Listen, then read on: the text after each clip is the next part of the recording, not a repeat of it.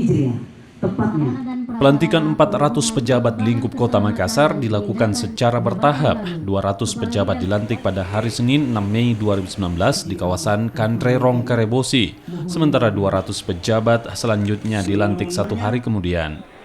Menurut Dani Pomanto, pelantikan di akhir masa jabatannya sebagai Wali Kota Makassar semata-mata hanya untuk menyegarkan struktur organisasi pemerintah Kota Makassar.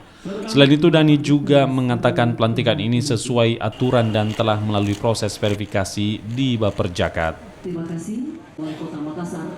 Dalam ronde pertama, karena besok selesaikan ronde kedua. Karena kalau tidak sampai sahur nanti, maka kita bagi dua.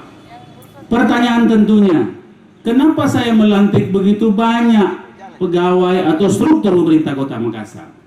Sebenarnya pelantikan ini sudah kita persiapkan sejak bulan Maret yang lalu. Bersamaan dengan selesainya lelang jabatan.